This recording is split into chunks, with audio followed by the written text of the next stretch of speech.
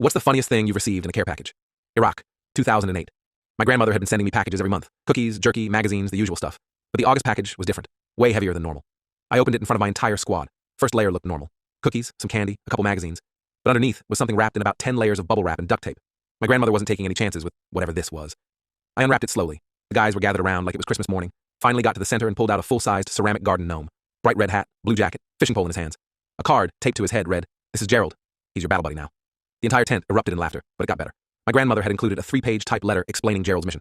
Apparently, she'd been watching too much news about soldiers getting PTSD and decided I needed a friendly face to keep me company and remind me of home. The letter had detailed instructions.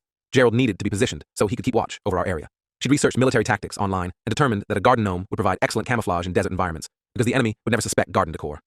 My squad sergeant walked over to see what the commotion was about, took one look at Gerald and just shook his head. "Well, I've seen soldiers bring teddy bears, but this is a first.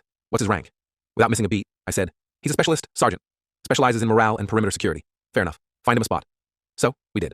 Set Gerald up on a sandbag next to our bunker. Within hours, other soldiers were coming by to meet him. Word spread fast. Delta company's got a garden gnome on security duty. But here's where it gets really funny. My grandmother had apparently coordinated with other family members. Over the next 2 months, care packages started arriving with accessories for Gerald. My aunt sent a tiny Kevlar helmet that actually fit him perfectly. My cousin shipped a miniature flak jacket. My uncle, a Vietnam vet, sent military patches to put on Gerald's jacket.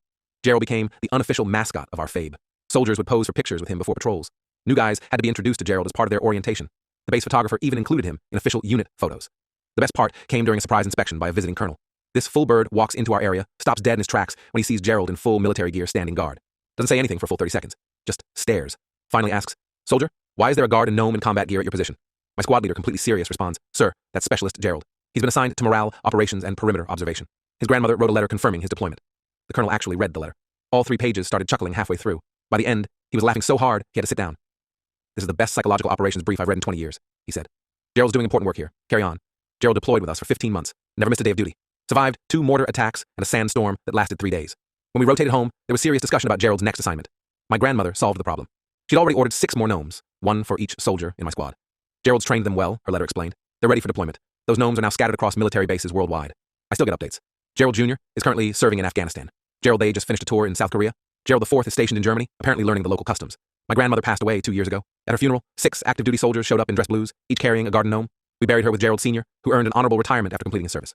The funeral director had never seen a military honor guard that included garden gnomes. Neither had the other mourners, but my grandmother would have loved every minute of it. Sometimes the funniest care packages contain exactly what you need, even when you don't know you need it. And sometimes a ceramic garden gnome becomes the best soldier in your unit.